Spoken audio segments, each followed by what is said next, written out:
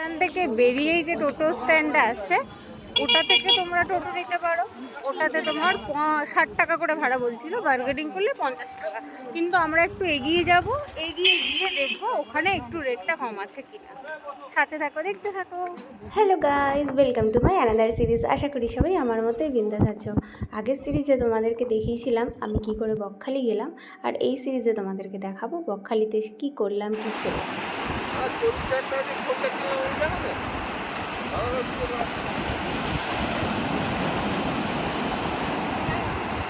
সিরিজগুলো ভালো লাগলে লাইক আর ফলো করতে ভুলো না কিন্তু বন্ধুরা।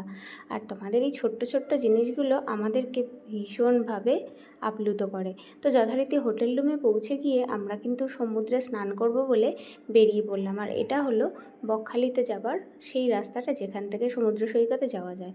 তো গিয়ে ভীষণ হতাশ হলাম, কারণ সমুদ্রের জলে তখন অনেকটা দূরে চলে গেছে, আর আমরা হেঁটে হেঁটে প্রায় 2 কিলোমিটার দূরে পৌঁছেছিলাম। আর এখানে প্রচণ্ড মজা করেছি।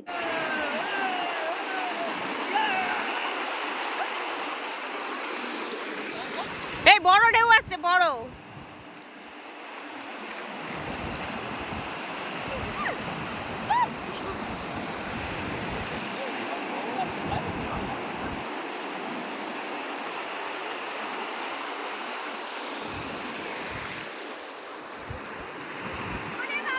আবার বড় আসছে।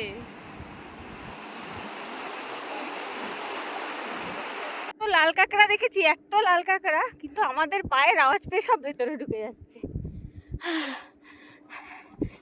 আমরা কেউ স্নান করছি, সীমা প্রচুর স্নান টান করেছে, কিন্তু আমি করিনি। এই জলটা প্রচুর কাদা তো।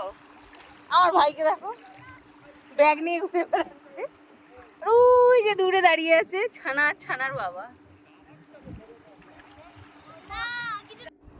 আকাশটাকে কি সুন্দর লাগছে তাই না? ঠিক সমুদ্রের জল সরে গেলে যেরকম বালিয়াড়িটা থাকে সেরকম লাগছিল। আর আমার ভীষণ ভালো লাগছিল বলে আমি একটা ছোট্ট ভিডিও করেছিলাম তোমাদের সঙ্গে শেয়ার করব বলে। জল থেকে তো ছানাকে তোলাই যাচ্ছিল না, যা হোক করে ছানাকে তুললাম। তোলার পর আমরা চলে আসলাম গোলা খেতে। গোলা খেয়ে গলাটা ভেজালাম। তারপর একটু রেস্ট করার পরে বিকেলবেলা আবার আমরা রেডি হয়ে বেরিয়ে পড়লাম সমুদ্র সৈকতে যাব বলে। তো বিচের ধার বলে কথা, সেখানে যদি বিকেলবেলা গিয়ে মাছই না খেলাম তাহলে আর কেমন হবে বন্ধুরা। তো যথারীতি আমরা বিকেল হওয়ার সাথে সাথেই সবাই মিলে রেডি হয়ে বেরিয়ে পড়লাম। আর এখানকার ক্রাউডটা অনেকটাই কম। দীঘা বা পুরীতে যেরকম ক্রাউড থাকে সেরকম নয়, আর তাই এখানে জিনিসপত্রের দাম অনেকটাই কস্টলি। তো তারপর আমরা চলে এসেছিলাম এখানে চা খেতে। চা খেয়ে সমুদ্রের সৈকতে গিয়ে খানিকক্ষণ বসবো, তারপর ডিনার করে আবার রুমে চলে আসবো, এটাই ছিল আমাদের প্ল্যান। তো যথারীতি সেখানে গিয়ে চা খাওয়ার পরে আমরা চলে আসলাম সমুদ্র সৈকতের ধারে। এখানে এসে ছানা খেয়ে নিল ফুচকা। আর চারপাশটা এত সুন্দর করে আলো দিয়ে সাজানো ছিল, এখান থেকে যেতে মনই চাইছিল না। আর অন্যান্য জায়গার থেকে এখানের ক্রাউডটা অনেকটাই কম ছিল। এটা কী মাছ কেউ বলতে পারবে? কীরকম অদ্ভুত দেখতে তাই না? আর এই লবস্টারটা আমরা খেয়েছিলাম, এটাকে ওরা বলছিল পাতাল চিংড়ি।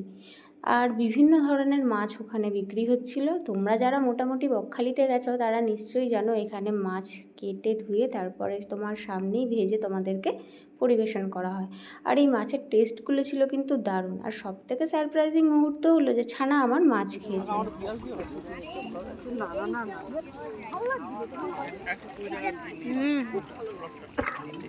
ভালো লাগছে না?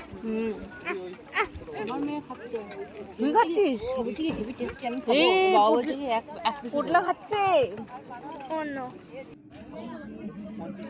ছানার মাছ খাওয়া তো তোমরা দেখলে, ছানা আমার কিন্তু কোনো মাছ খায় না, কিন্তু লোটে মাছের ফ্রাইটা ছানা ভীষণ ভালো লেগেছে। ছানার ভীষণ ভালো লেগেছে বলে ছানা অনেকগুলোই খেয়েছে।